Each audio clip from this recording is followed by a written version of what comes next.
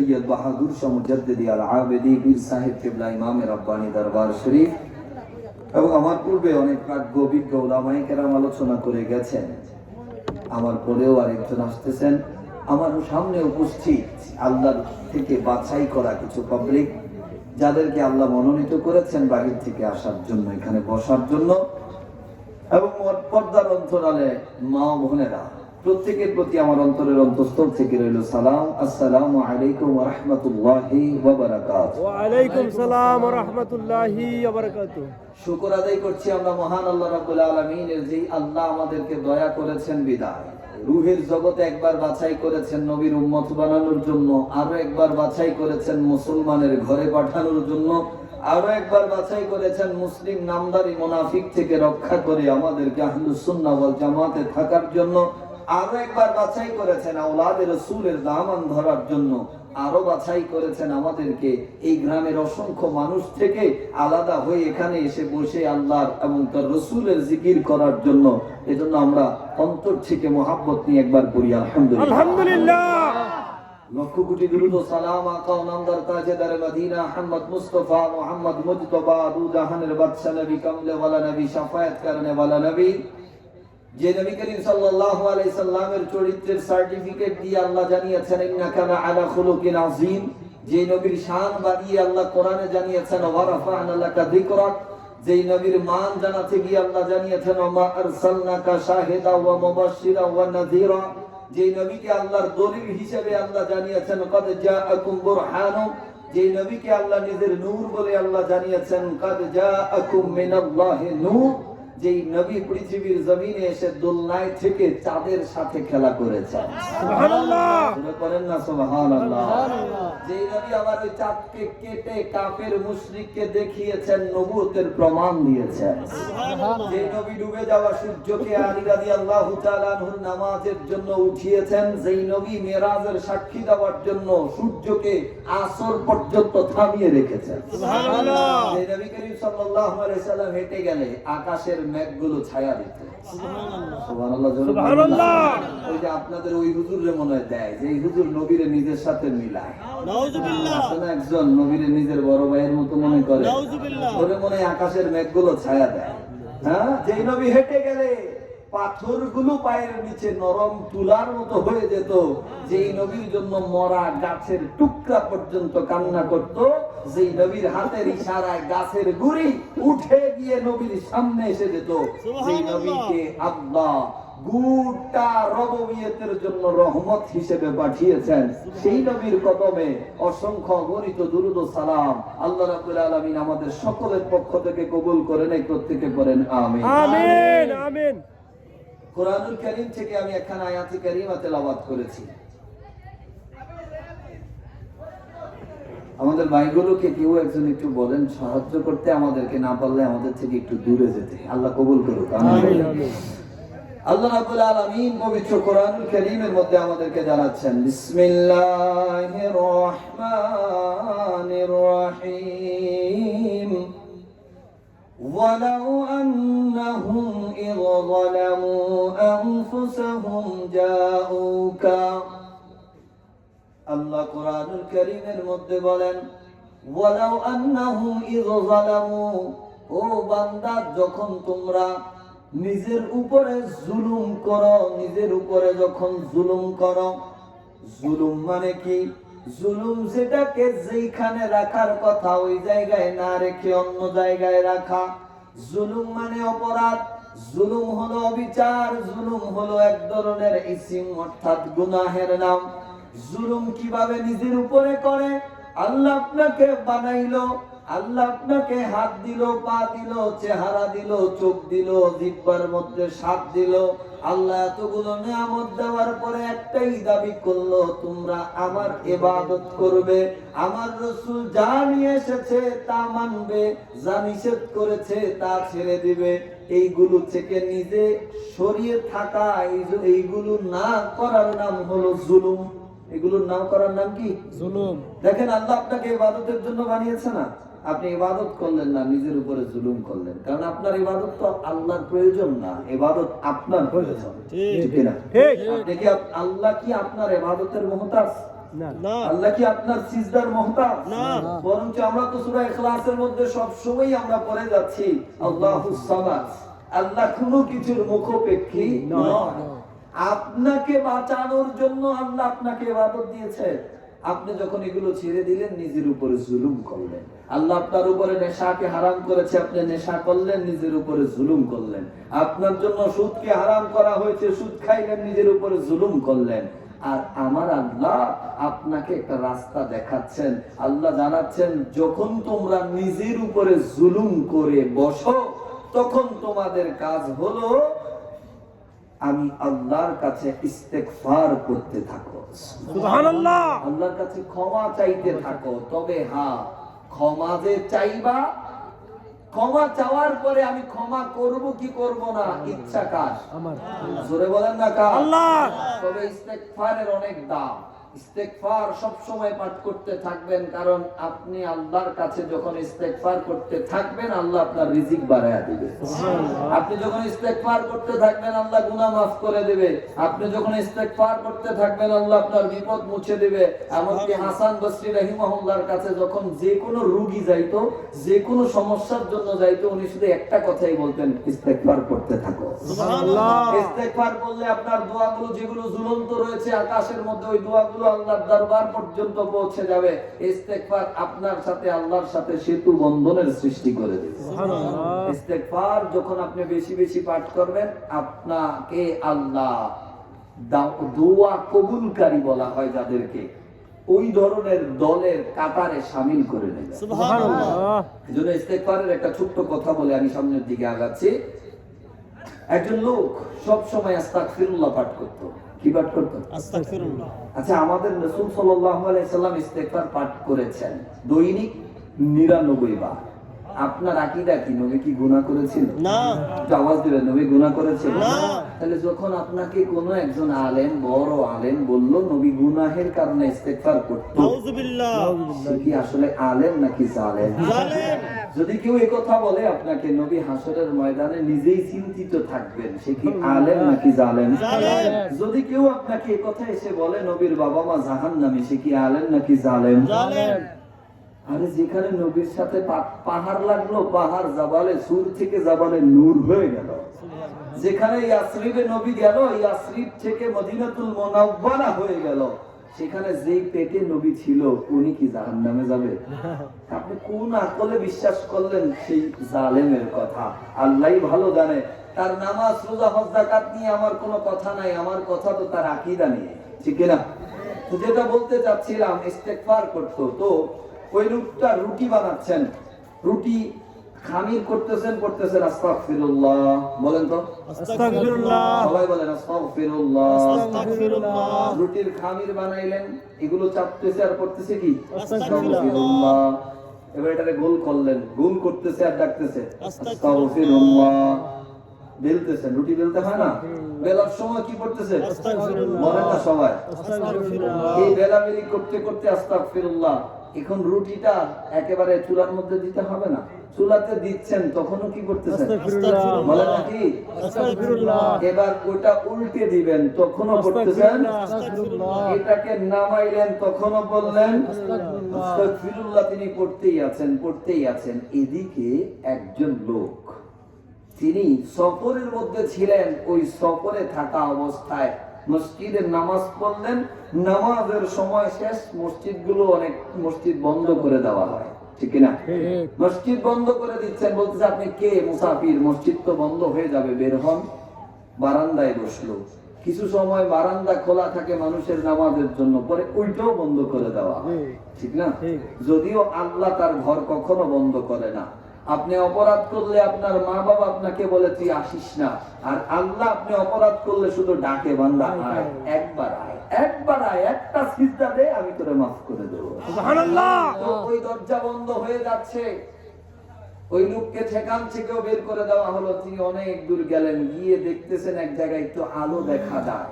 ওই আলোর জায়গার কাছে পৌঁছে তিনি দেখলেন ওই ব্যক্তি, যে ব্যক্তি রুটি বেলে আর কি যেন করে, আস্তাগফিরুল্লাহ। আবার রুটি দেওয়ার সময় কি করে, আস্তাগফিরুল্লাহ। এখন উঠানোর সময়ও কি করে, আস্তাগফিরুল্লাহ। এখানেই বসে রইলেন। কিছু দূর কাজ দেখে কাছে গিয়ে দাঁড়াচ্ছেন, আমি মুসাফির মানুষ, আজকে রাতটা কি আপনার কাছে থাকতে পারি? মানুষ মেহমান পেলে খুশি হয়, কিন্তু আমরা মেহমান আইলে খুশি হই না, আগে দেখি কি আনছে। কথা কয় না? যেরকম আনছে আপ্যায়ন ওই রকম, ঠিক না? যে ভালো আনে তার আপ্যায়ন একরকম, যে কিছু না আনে তার আপ্যায়ন আরেক রকম। আর আরেকটা আপ্যায়ন তো বড় সুন্দর, খেয়ে আসছেন নাকি যে খাবে, থাকলে রান্না করব। কথা বুঝেন নাই? খেয়ে আসছেন নাকি জায়গা খাবেন, থাকলে নির্লজ্জ। অথচ আল্লাহ খুশি হয়ে আপনার ঘরে মেহমান পাঠায়। সুবহানাল্লাহ, জোরে বলেন না সুবহানাল্লাহ। মেহমান পেয়ে লোকটা বড় খুশি হয়ে গেল, খুশি হয়ে তাকে রাখলো ওই ঘরের মধ্যে। তিনি থাকলেন রাতের বেলায়, সারা রাত্র যেই মুসাফির ব্যক্তি, ওই ব্যক্তি নামাজ আদায় করছেন, কিন্তু ওই লোকটা ঘুমাচ্ছিল। সকাল বেলাও ঘুম থেকে উঠলেন, উঠার পরে ওই রুটি বেনানেওয়ালা লোক তার কাছে প্রশ্ন করতেছেন, আপনি কোথা থেকে এসেছেন, কোথায় যাবেন, কি অবস্থা আপনার?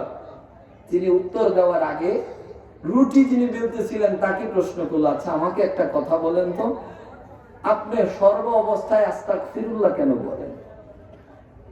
এই তাবিজ, এই বর্ণনা আমি হাসান বসরি থেকে শিখেছি।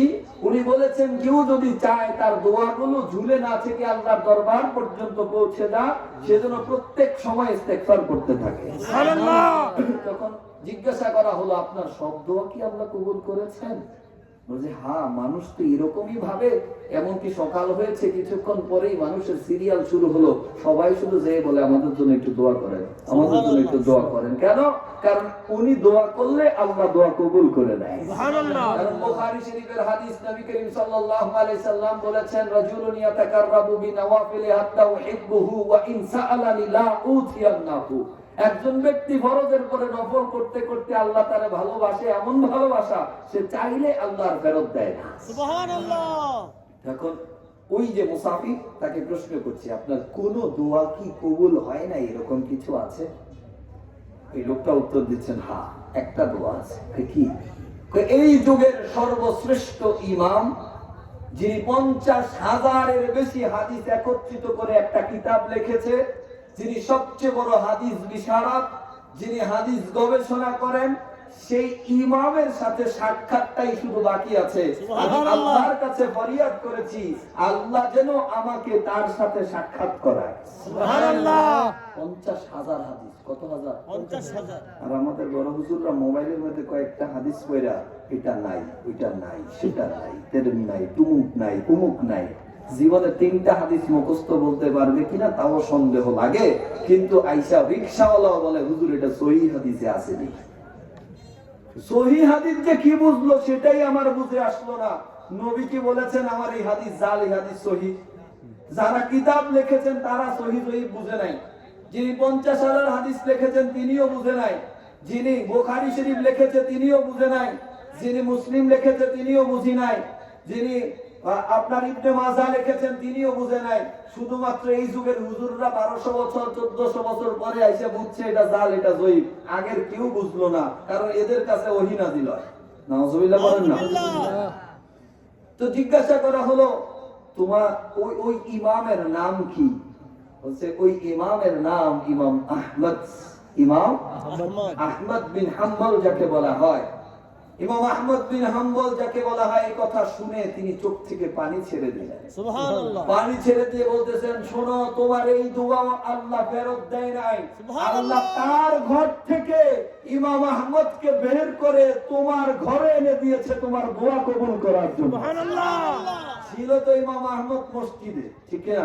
উনি ছিলেন ইমাম আহমদ বিন হাম্বল। বলছে, তোমার এই দোয়া আল্লাহ ফেলে নাই, আল্লাহ তার ঘর মসজিদ থেকে বের করে ইমাম আহমদকে তোমার ঘরে পাঠিয়ে দিয়েছে শুধু তোমার দোয়া কবুলের জন্য। সুবহানাল্লাহ।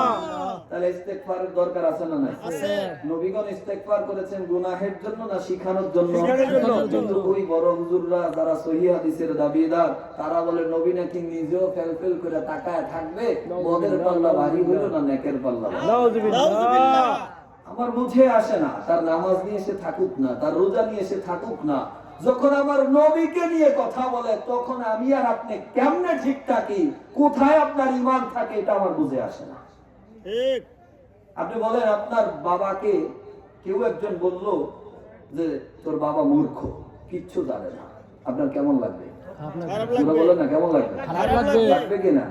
তাহলে যখন আপনাকে একজন স্কলার জানাইলো যে নবীজি মূর্খ ছিল, আলিফ বা তাসা চিনতো না, তখন আপনার খারাপ লাগলো না কেন? আর যদি খারাপ লাগেই থাকে তাহলে ওই ব্যক্তির অনুসরণ আপনি কেমনে করলেন? ঠিক। আপনার মাকে যদি আমি বলি জাহান্নামী, আপনার কেমন লাগবে? যে ব্যক্তি বলল, বেশি দূরে না, নাম বলে দেই, প্রমাণ লাগবে, প্রমাণও আমার কাছে আছে। এই আহলে হাদিসের গুরু রাজ্জাক বিন ইউসুফ, খুব বেশি দূরে নাই, আপনার কাছে আছে, আমার কাছে বক্তব্য আছে, লিখিত কিতাবও আছে। তিনি বলেছেন নবীর বাবা মা নাকি জাহান্নামী। আপনি তারে মানলেন কেমনে?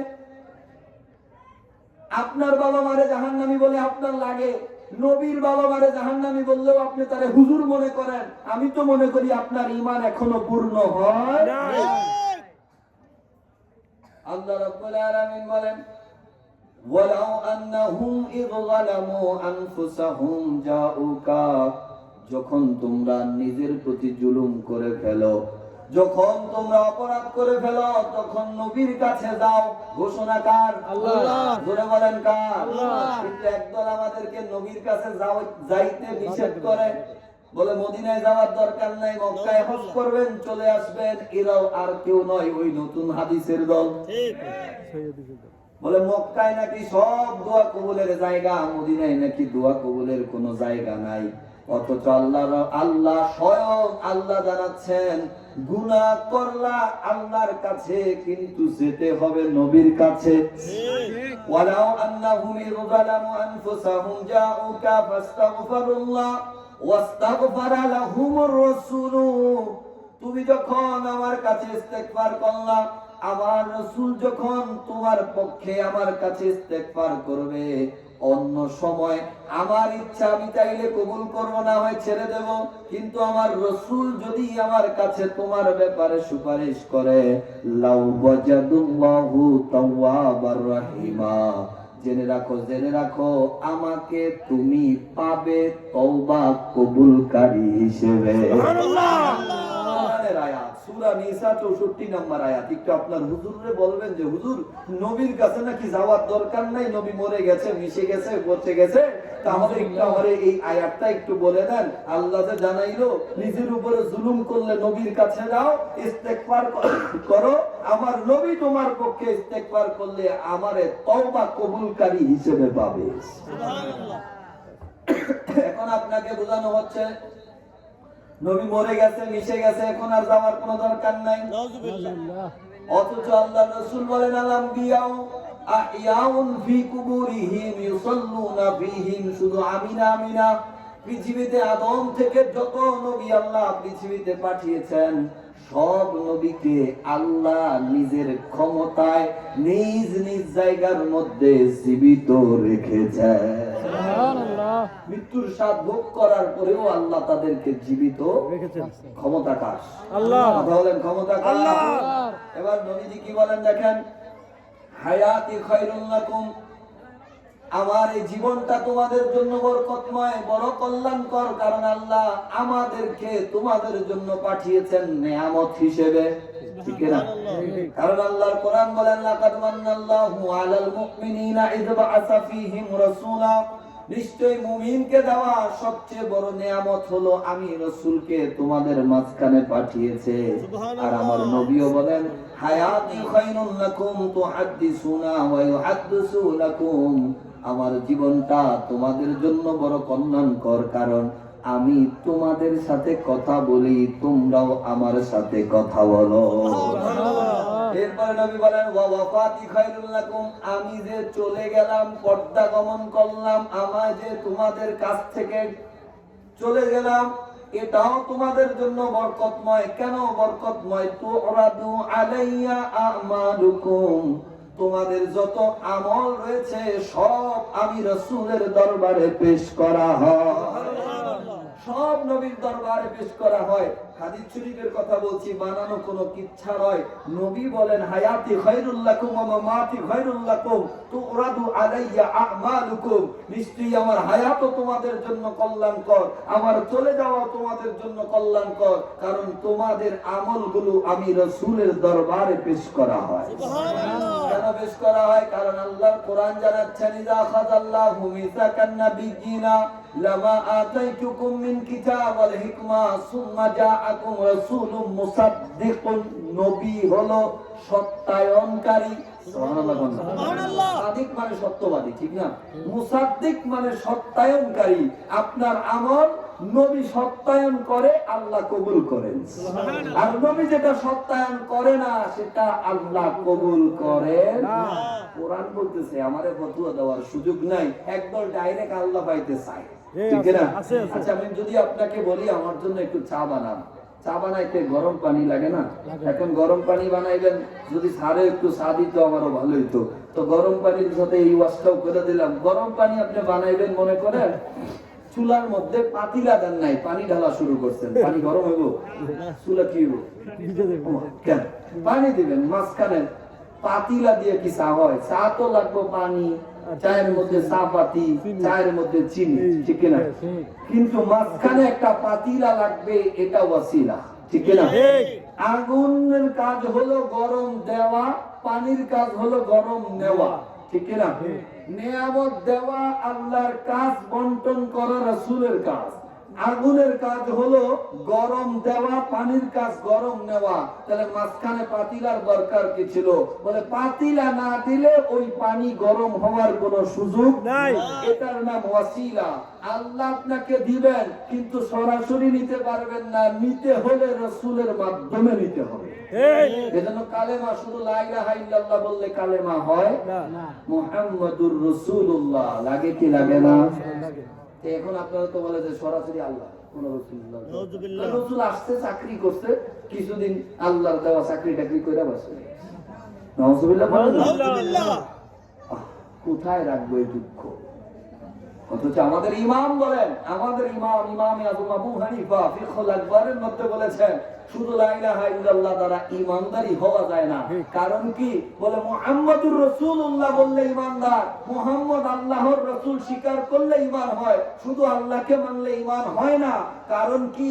বলে যদি তাই হতো তাহলে আবু জাহেলও তো কাবার দেয়ালে ধরে বলেছিল আল্লাহ যদি আমরা সঠিক হই আমগো বাঁচায় দিয়ে। কথা কয় আবু জাহেলও তো খোদারে মানছে। নবীকে মানার নাম ঈমান, ঠিক না? এবার দেখেন নবী করিম সাল্লাল্লাহু আলাইহি সাল্লাম বলেন হায়াতি খায়রুল লাকুম ওয়া মামাতি খায়রুল লাকুম তুরাদু আলাইয়া আমালুকুম, আমার হায়াত আমার চলে যাওয়া দুইটাই তোমাদের জন্য কল্যাণ। কারণ নবী শুধু পর্দার আড়াল হয়েছেন, চলে যায় নাই, ঠিক না? আর নবী আওলা বিল মুমিনিন, নবী তো আমার আর আপনার কলবেরও কাছে, ঠিক না? এজন্য আলা হযরত ইমাম আহমদ রাজা খান ফাজিল বিল্লাহি রাহিমাহুল্লাহ ওনার কিতাবের মধ্যে লিখেছেন উঠা তো পর্দা दिखा दो चेहरा के नूर बारी हिजाब में है ज़माना तारीख़ हो रहा है कि मेरे कब से निकाब में है उठा दो पर्दा दिखा दो চেহারা। আরো লিখেছেন এভাবে চমক তুঝসে पाते हैं सब पाने वाले मेरा दिल भी चमका दे चमकाने वाले तू जिंदा है वल्लाह तू जिंदा है वल्लाह मेरे चश्मे आलम से छुप जाने वाले सलातुनिया अलैकुम सलामुनिया তাহলে আমি বলতেছিলাম গুনাহ করেছি নিজের উপরে, কিন্তু যেতে হবে নবীর দরবারে, ঠিক না? যদি আল্লাহকে তওবা কবুলকারী হিসেবে পেতে চান, অন্যথায় বলে হ্যাঁ অন্য সময় আল্লাহ কবুল করবেন, মর্জি কার? ইচ্ছা কার? কিন্তু আল্লাহর রাসূল যদি সুপারিশ করে সেখানে আল্লাহ বলেন আমারে পাইবা। সুবহানাল্লাহ। এখন মদিনা শরীফে যাওয়া দরকার আছে না নাই? আছে। মদিনা শরীফে কল্যাণ আছে না নাই? আছে। কারণ আমার আর আপনার রাসূল কোথায় আছেন? কারণ নবীজির জিসিম মোবারক মদিনাতে দাফন করা হয়েছে, এই জন্য মদিনাতে যাওয়ার দরকার আছে না নাই? আছে। দেখেন নবী করিম সাল্লাল্লাহু আলাইহি সাল্লাম দোয়া করতেছেন, যারা বলে মক্কাতে সব বরকত মদিনাতে নাই তাদের জন্য। দেখেন قال رسول الله صلى الله عليه وسلم اللهم اجعل بمدينة ضيفا واجعل بمكة بركة। আল্লাহ মক্কার মধ্যে তুমি যতটুকু বরকত দিয়েছো মদিনার মধ্যে তার চেয়ে 2 গুণ বেশি বরকত বাড়ায়া দাও। নবীর দোয়া কি ফেরত আসে? না। নবী বলতেছেন মক্কাতে যা বরকত দিছো মদিনাতে তার 2 গুণ বাড়ায়া দাও। সুবহানাল্লাহ। এখন বলেন মক্কার দাম বেশি না মদিনার দাম বেশি? মদিনা। আরে আমি আপনাদের স্বাভাবিক একটা প্রশ্ন করি, মক্কা শব্দের অর্থ হলো গ্রাম, কারিয়া মানে গ্রাম, মদিনা শব্দের অর্থ হলো শহর। সুবহানাল্লাহ। তাহলে গ্রামের দাম বেশি না শহরের দাম বেশি? নামের ভিতরেই তো দাম আছে। সুবহানাল্লাহ। সুবহানাল্লাহ। নবী করিম সাল্লাল্লাহু আলাইহি সাল্লাম শুধু মদিনার জন্য দোয়া করলেন না, নবীজি বলেন আল্লাহুম্মা বারিক লানা ফি সামারিনা। আল্লাহ মদিনার মধ্যে যত ফসল দিয়েছো সব ফসলের মধ্যেও তুমি বরকত দিয়ে দাও। সুবহানাল্লাহ। নবী বলেন শুধু তাই না, ওয়া বারিক লানা ফি মুদ্দিনা। মদিনার মধ্যে যেমন মুষ্টি দিয়ে আদান প্রদান করা হয়, মদিনাবাসীকে যারা মুষ্টি করে কোনো কিছু দেয় ওই দেওয়ার মধ্যে বরকত দান করো। আবার নবী বলেন ওয়া বারিক লানা ফি সাইনা। ওজন করে যখন মদিনাবাসীকে কেউ কোনো কিছু দেয় আল্লাহ ওই ওজনের মধ্যেও তুমি বরকত দান করো। তাহলে মদিনার বরকত নবী চেয়ে নিয়েছেন, ঠিক না? শুধু তাই না, নবী করিম সাল্লাল্লাহু আলাইহি সাল্লাম আরো কি বলতেছেন জানেন? মদিনা শরীফে একটা মসজিদ আছে না, নাম কি? মসজিদে নববী। মসজিদে নববী, যে মসজিদ নবী নিজে বানিয়েছেন। সুবহানাল্লাহ।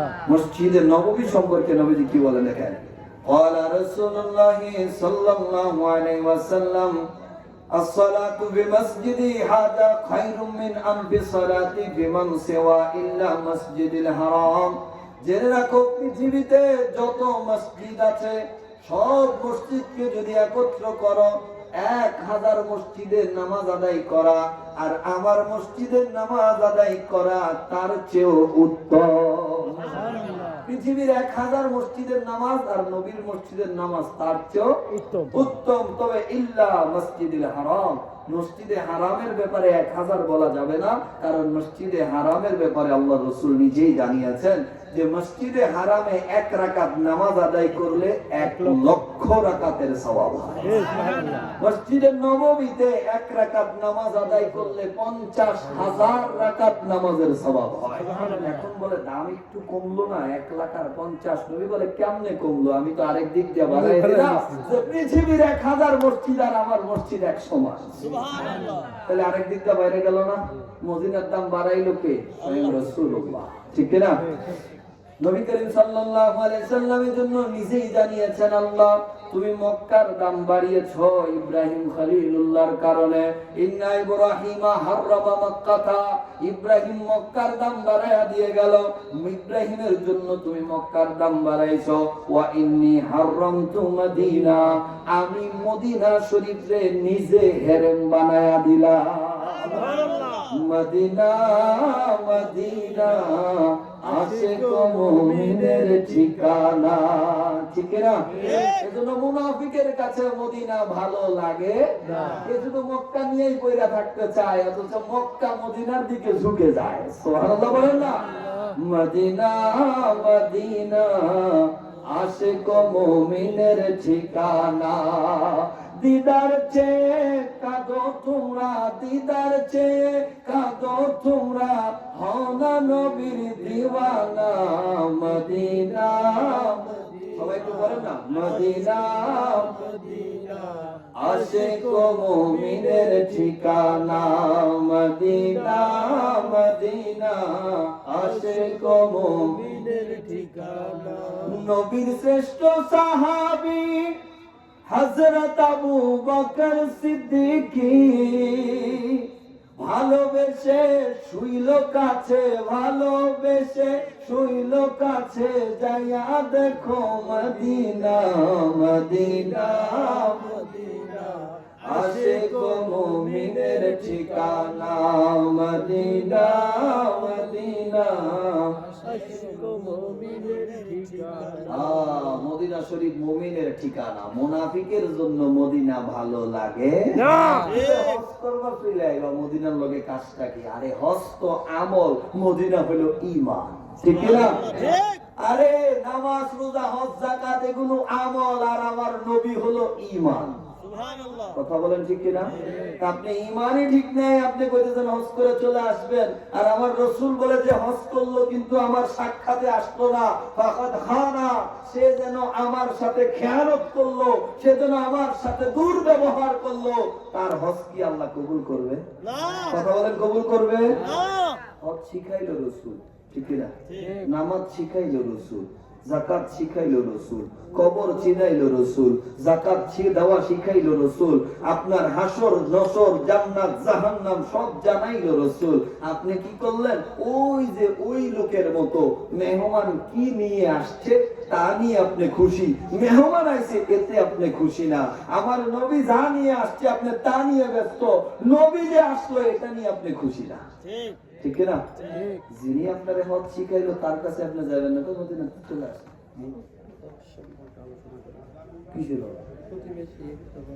একটা তার একটা দাম যায় না একটু দুরূদ শরীফ বলেন আল্লাহুম্মা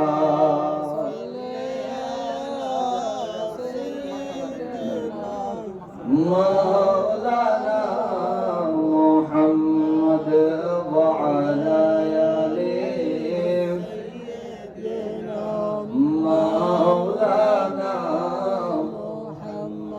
মদিনা শরীফে যে মৃত্যুবরণ করে আপনি প্রশ্নটা লিখে পাঠান এমনিতে আলোচনার আগে যে কোনো সাবজেক্ট দিবেন ওই সাবজেক্টেই আলোচনা করি মাঝখান থেকে সাবজেক্ট দিলে তো সম্ভব না যেটা দিয়ে দিবেন আগে দিয়ে দিবেন তো আর প্রশ্ন থাকলে এমনিতে দিতে পারেন কোনো সমস্যা নাই মদিনা শরীফে যদি কেউ মৃত্যুবরণ করে মদিনা শরীফে ঈমানের সাথে কিসের সাথে ঈমানের সাথে যদি কেউ মৃত্যুবরণ করে নবী করিম সাল্লাল্লাহু আলাইহি সাল্লাম জানিয়েছেন নিশ্চয়ই ওই ব্যক্তিটা আমার প্রতিবেশী হয়ে হাসরের ময়দানে উঠবে সুবহানাল্লাহ এজন্য ইমাম মালিক রাহিমাহুল্লাহ তিনি জুতাই পায় দেয় না মদিনাতে সুবহানাল্লাহ বন্ধা আচ্ছা নবীকে বলছে জুতা বাদিও না বলে নাই কিন্তু মুহাব্বতের জন্য নবী মুহাব্বতের নবীর ভালোবাসায় ইমাম মালিক কখনো মদিনা শরীফে জুতা পায়ে দিতেন না বরঞ্চ তিনি মদিনার বাইরেও যাইতেন না শুকনো খাবার খাইতেন ইস্তেনজা বললে বাহিরে যাইতেন মদিনার এরিয়া ইস্তেনজাও করতেন না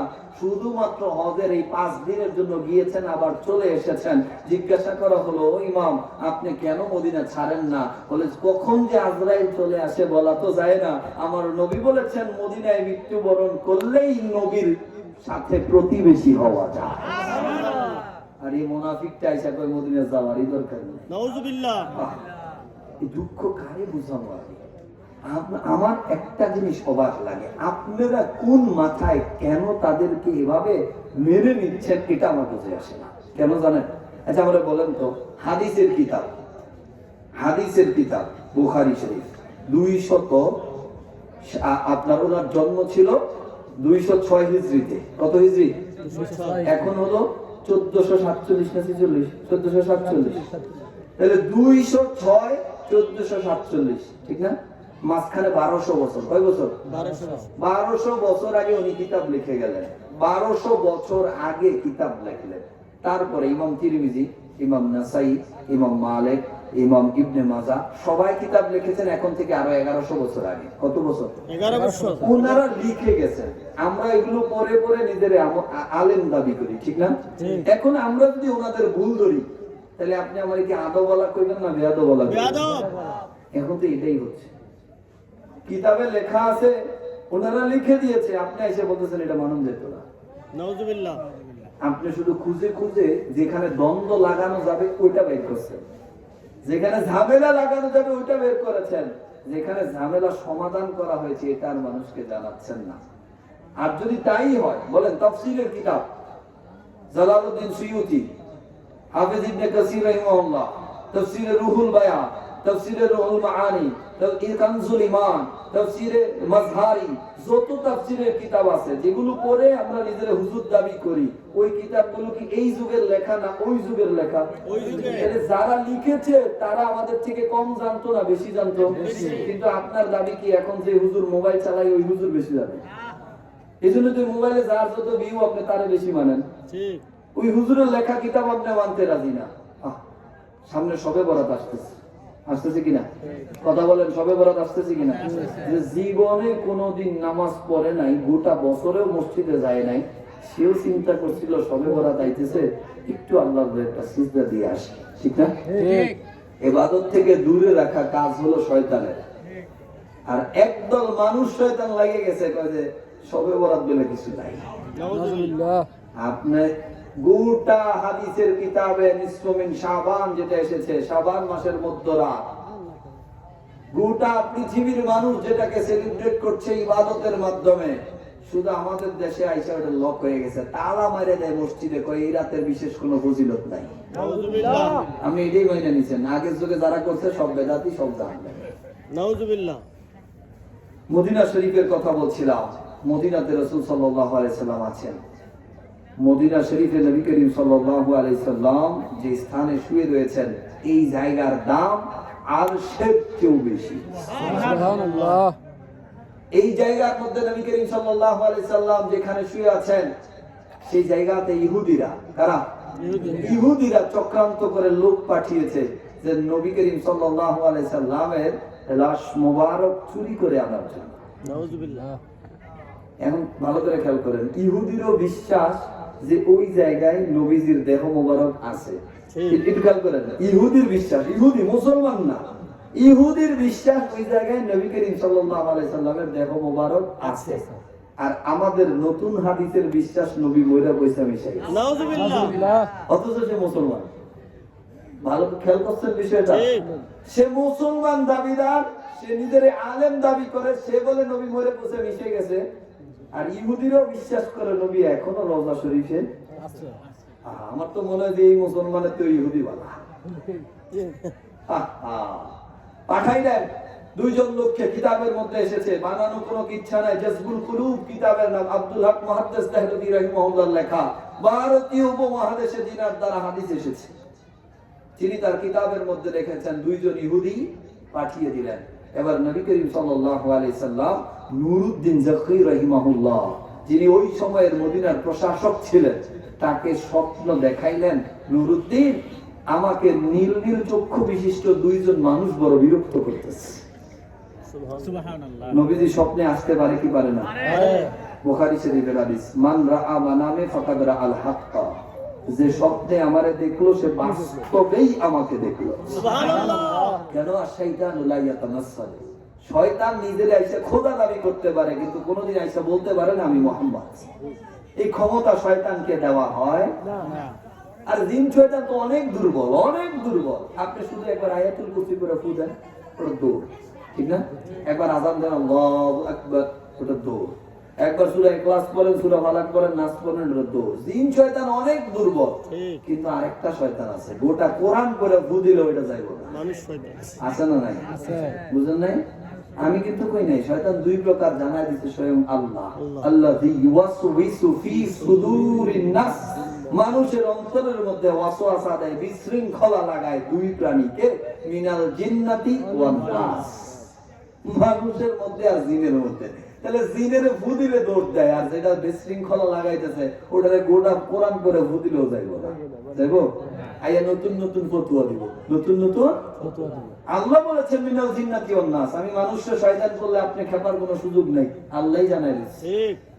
নতুন মাসালা দিয়ে দিয়েছে আপনাকে, কবরের পাশে গিয়ে দোয়া করা যাবে না, মসজিদে গিয়ে দোয়া দিতে হবে। আপনাদের নতুন নতুন মাসালা শিখাচ্ছে। নামাজে আপনি শাহাদাত দিবেন কার? আল্লাহ। সাক্ষী কেমন হয়? সোজা হয় না নড়ে চড়ে? কিন্তু আপনার সাক্ষী শিখাই দিছে নড়ে চড়ে।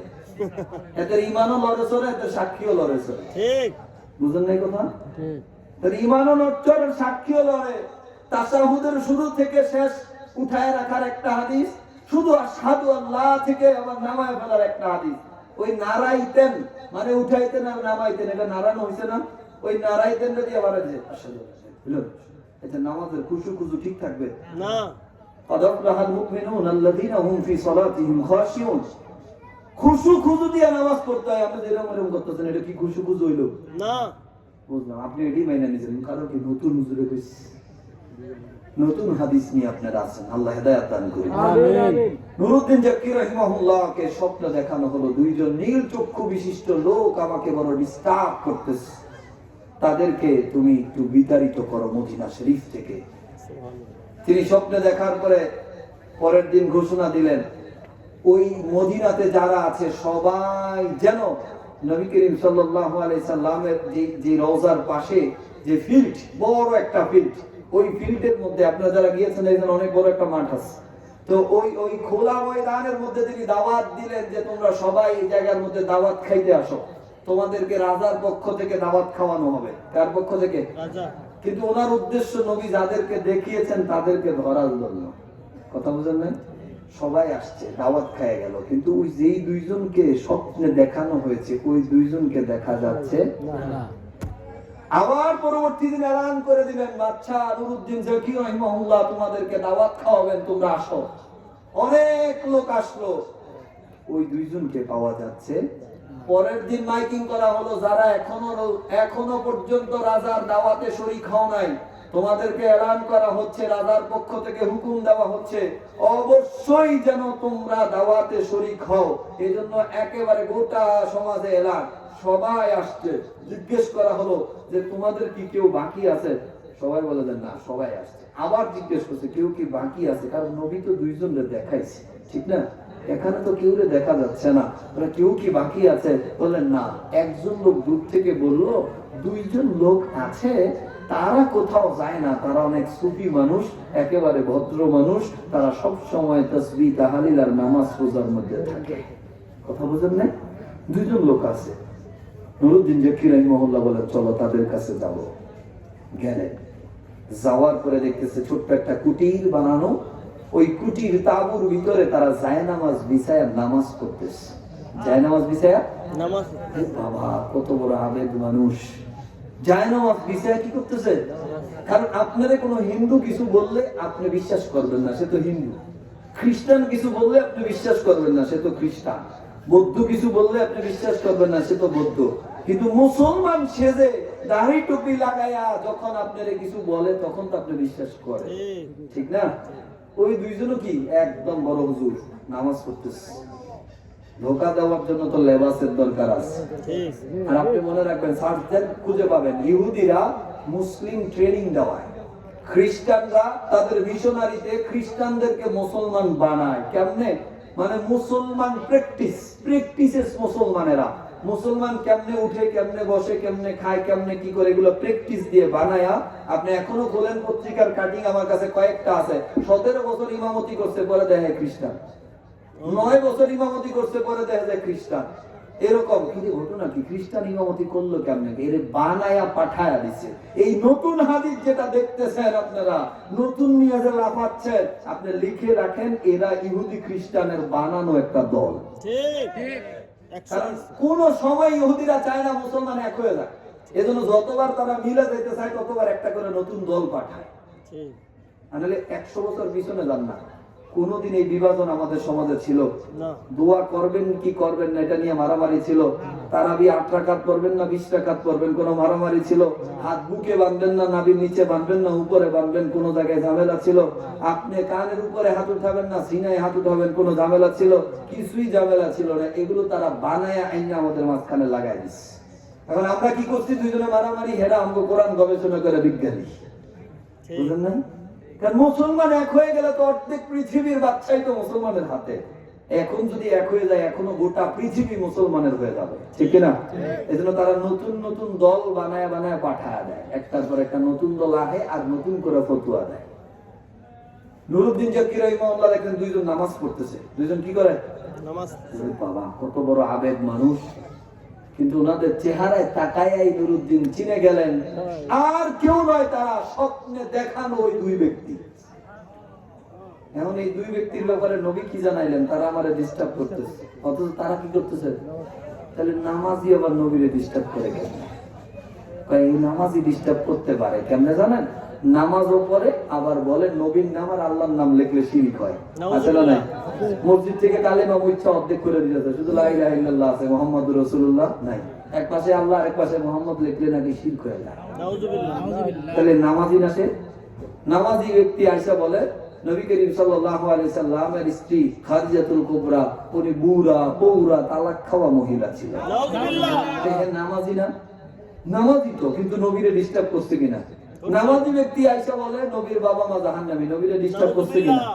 নারে তাকবীর, নারে রিসালাত।